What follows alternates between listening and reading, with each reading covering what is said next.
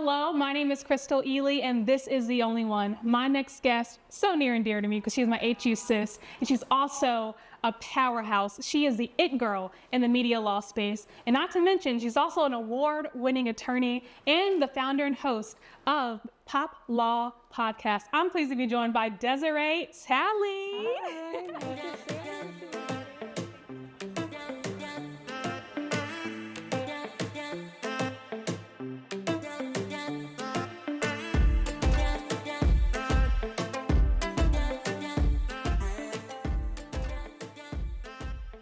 Thank you so much for joining me today. I just know we're going to have an amazing conversation. But we got to start here. Okay. You are my HU sis. Yes, Hampton University. The real HU. Okay. So go ahead. Tell me, why did you decide to go to Hampton for your undergraduate studies? I really wanted a campus and a community. I'm from California in the Bay Area. It's a melting pot in the city that I grew up in, Vallejo. And I had never been at a school that was predominantly Black and different types of Black people. I was in this program called the Willie B. Atkins Scholarship Program in the Bay Area, and they took us on college tours. And I went 3 years in a row. I got to explore a bunch of different HBCUs. I think I got accepted to maybe 16 schools. Wow. She was smart. Still is. A little bit, no. And I only knew about Clark, but through this scholarship program, I was able to see that there were more HBCUs out there. And as the first person in my family to go to college, it was really important for me to have an experience that I can share with my family so they can see that there is more than just being in the Bay and in Vallejo. So I was between Hampton, Clark, and Howard. Right. I hated Howard because I wanted a campus. Clark, a lot of the people were mean, especially the upperclassmen. We are high school students just on campus, but Hampton felt like home. Felt like home. And I visited that school twice before I decided to go, and I got on the spot acceptance. They didn't give me no money, but They're not gonna do that. Okay? Exactly. But it was really important to have that campus and community and try something different. And I got to see a variety of Blackness, and I really enjoyed the experience. Yeah, that's so similar to my experience going to Hampton.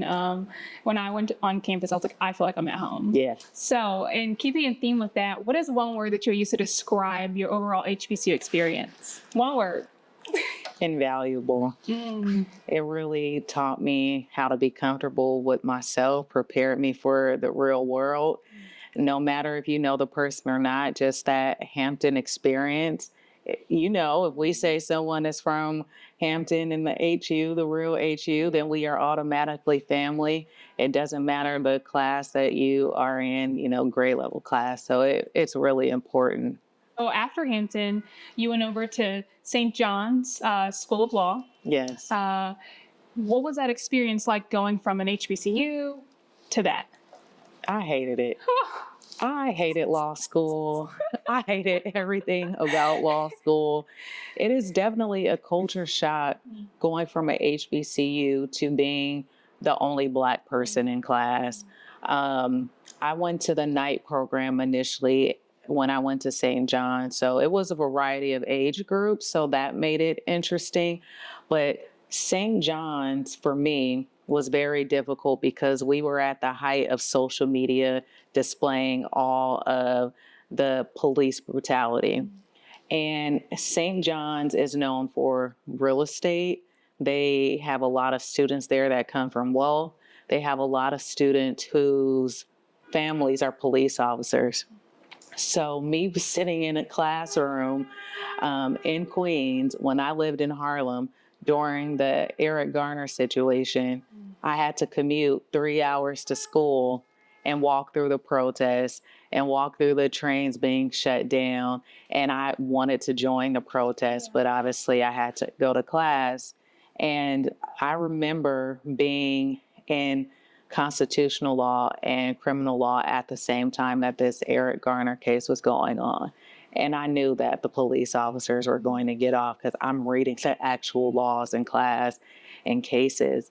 And me just seeing all the racism and hearing all the racist comments from the students in relation to this or any other situation involving Black people was very difficult for me. So I owe a lot of credit to my St. John's roommate, Shanice Foster, who was also an attorney. She was very radical, and I would say she helped me become woke. Okay. And it was a very difficult experience. I could not wait to leave. We wore Black Lives Matter sashes at our St. John's graduation. They did make us take them off. But we put them back on as soon as we walked across the stage. We raised our fists when we graduated after and taking pictures in front of the school. And there are some other things that happened at St. John's, but it was one of the most difficult moments of my life. So speaking of difficulties, after you graduated, you found it difficult to find a job. Yeah. Did you think that you would encounter that? I didn't expect it to be as difficult as it was. I think going to the school that specializes in the field that you want to be in is really important. St. John's didn't have an entertainment program. They had a entertainment law society, a sports law society, but again, their specialty was not entertainment. So it was kind of me creating that path. But I really wanted to go to St. John's because I liked the mission statement of the school, which later I found out not to be completely true. And I challenged, I said something else happened, but I will add that when I was at St. John's, I helped create a center of social justice based on what happened with Eric Garner. And it was essentially a Black versus white divide, which it shouldn't have been. It was more of an educational experience for the white students who demanded there be permits for people to protest so they wouldn't miss their flights, to understand how the maybe 5 Black people in that class felt coming to school every single day. I ended up getting kicked out the program that I started because I was too radical. Get on your own cover. But them not having the resources for entertainment made it difficult. While I was doing well in classes, I heavily relied on internships. So I was lucky in the internships that I had. A lot of them I just applied and got it, but looking for jobs was different. So I actually started my career at what was Viacom Media Networks, now Paramount CBS, as a legal assistant when I was a lawyer. But I was working my way up to be in the industry to learn the different types of agreements. And Viacom was a great place to learn and get that foundational training because they had so many legal departments. And I think that a lot of great attorneys that I know now have all gone through the Viacom program. That's so interesting. There's this quote that you said in an interview you did years ago, and you said, "I knew that I was capable of more, and I wasn't waiting on anyone to give me an opportunity." Yeah. You go after what it is that you want. Yeah, and I think entrepreneurship is really important. So I use the resources at Viacom to learn the different jobs of different departments and also create opportunity for myself outside of that. When I was at Viacom as a legal assistant, I joined this group, the CCNYC, which we know the Creative Collective and CultureCon now. And I volunteered at some events and helped actually create CultureCon, one of the 4 founding members of CultureCon, which makes me really proud. But outside of that, being around all those creatives and creatives of color, I saw the opportunity where a lot of people who look like me, who were in this creative space, had no legal representation. They did not know how to navigate their deals. They didn't know what things meant. So as we're putting on these fun events, I'm seeing people that look like me are getting taken advantage of by different companies, pitching ideas, different creatives, and the company's not hiring them, and they're signing over stuff that they don't even know what it means just for the opportunity to be in the room.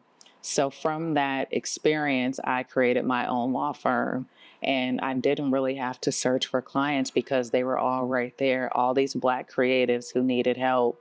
And I took that advantage of that opportunity and was able to help hundreds of Black creatives maintain ownership of their work.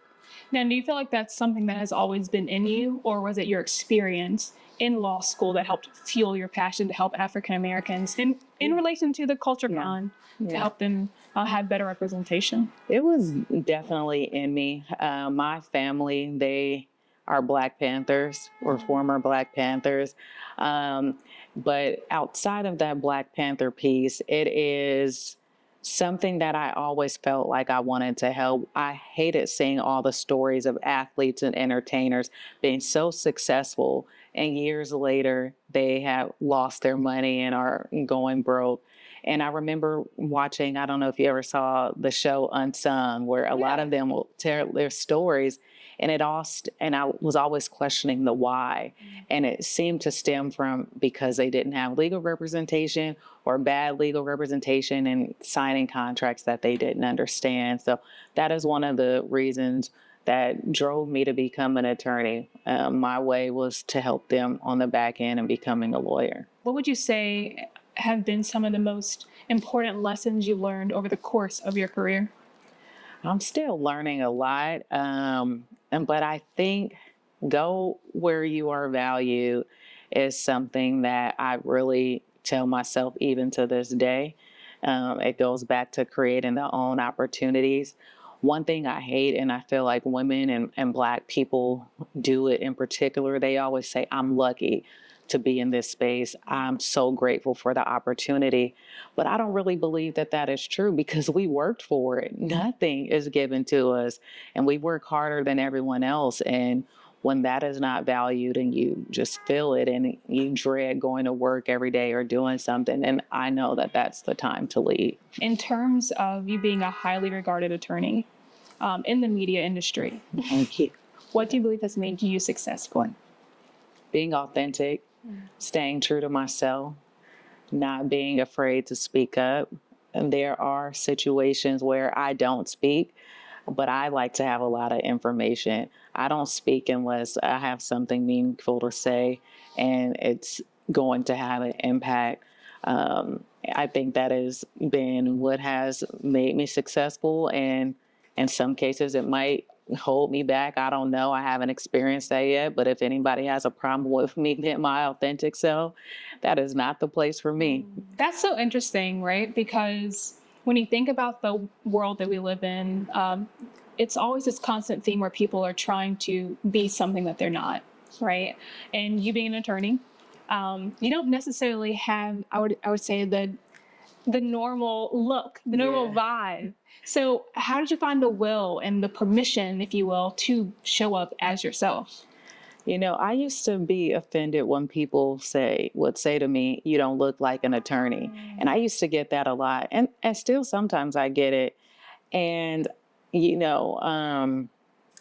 I started to embrace it. And I said, well, that's power. Let me lean into not looking like an attorney, because everybody in this room is underestimating me. You don't know who I am, where I come from, what I do. And a lot of people talk because they think that you aren't who you are, right? And so I get a lot of insight and a lot of information. Please underestimate me, because then I'm going to come at you. Okay. Like, I am a beast. I'm not playing. And so leaning into that and taking advantage of people, not understanding that these are the credentials. I don't need to ask for permission. I'm going to be exactly who I am, and thank you for the underestimation. I love that. Oh my gosh. Yeah. Like it's the reason why I lean into that is because it's hard. I think I struggle with that, right? It's because, like, working in the TV industry is like they want you to look a certain way, talk a certain way, but it's just like sometimes you get lost. Yeah. It's like, that's not who I am. Right. And so I think you said, power, that's your power. That's where you find your Absolutely. power. But how did you even find the confidence to do that? Like, where did that confidence come from? One thing that I think about all the time, and when I was going through this transition of leaning into who I am, was only you go to sleep with your thoughts at night. And I kept saying that. And if I can't look myself in the mirror, if I can't feel confident, then what am I going to do? I'm no good to anyone else if I can't be good to myself. So it's not to say that I have this ultimate confidence and I'm confident every time in every single room, because I'm not always. And I have my insecurities and I second guess myself. But what I do know is I'm always going to be prepared in the room that I'm going into. And that made me be able to lean in and embrace it more. So while these people may have looked at me as not being an attorney or felt like Black people are monolithic, that's by your standards. It's not by mine. So once I was like, Desiree, are you comfortable with your performance? Are you comfortable with your output to people? Can you sleep at night? I don't really sleep, but it's not because of how I present, but I am okay with who I am and the work that I'm doing. So that made me lean in a lot more. Let's switch gears a little bit. Okay. So you also have a podcast. I do. It is called POPLAW Podcast. What made you want to start that? Like helping people again. When I started my own law practice, I remember an article came out about me on, I think at the time it was X Nicole Bitchy, which is now XO Nicole. And shout out to them because I am on the It Girl 100 list this year. So I'm so excited about that. But the article came out about the why I started the law firm. And anything that I do, I always say why. I move with intention. And I got about 200 emails right when this article dropped of creators wanting legal advice. And I said, there's no way that I can talk to all of these people. So I enlisted my family. Let's do an assembly line. I created a consultation agreement. I was charging people only $50 for 30 minutes. And when I created this, I had one person in the family. Okay, y'all send out this. The letter, you schedule all the meetings. And so they were really helpful and supportive when I first started the law practice. But once we sent out the emails to set up meetings for everyone, less than 10% of people responded and booked their consultation when I attached a payment to it. When it was free, everybody came, right? Yeah. But that let me know is if you are unwilling to invest $50 in yourself, you're not worth my time. And time is really important because that's the only thing in life you cannot get back.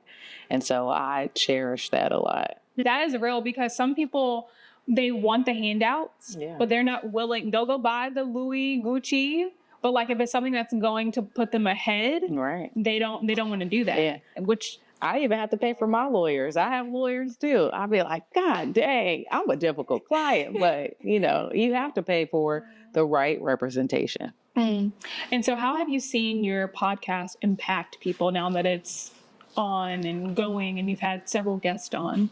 It's always, I don't know, I get a lot of nervous or when people come up to me and they tell me that they watched the podcast and they share it in their classes or it helped them figure out a legal issue, I know that I'm doing the right thing, but it also is like, okay, dang, y'all watch my show. So it's exciting, but it also is, it could be a little bit scary. But I think when I knew for sure that I was doing the right thing is when my nephew, who is 14 years old, told me in his pre-law class that his teacher randomly turned on POPLAW and he started screaming in class like, that's my aunt. And I was like, y'all watched my show and it was great. So that keeps stuff like that keeps me motivated and know that it's impacting people in high school. It's impacting people in college and undergrad who want to become lawyers, or even the lay business person who think they can't afford an attorney or can't set up those consultations, to know that the information that they're receiving on POPLAW is accurate. What piece of advice would you give to someone watching that's like, I want to sit where she sits. I want to be able to have the experience that she's had. What piece of advice would you give them? Invest in yourself. And investing in yourself, that means not really money, but time. Put in the work and dedication. We've talked about it may cost you friendships. It may cost you relationships, but only you have control over your life and your destiny. You have to be okay with the decisions that you make for you. And it's okay to put yourself first. And sometimes people give us I almost said the S word, but sometimes they give us a hard time for putting ourselves first, right? But that's selfish of them. It's not selfish of you. Why does your needs and goals and maybe not goals, but Right. pleasure come before mine? Yeah. And it shouldn't. So invest in yourself and take the time for you. And what are you most proud of that you have accomplished so far? Oh man, that's a good question. I don't know. It's hard because I still feel like I have a lot more to do. When I think that I've done enough, then I meet somebody else. I'm like, I'm not doing enough. But maybe I think it's, celebrating the wins and where you are. Stop thinking of what's next and live in the present. And that's something that I'm trying to do more. So, yeah, just celebrating the wins right now. Desiree, thank you so much for your time today. This was a great conversation. Thank you for having me. And I'm proud of you and stepping out and doing that. Thanks.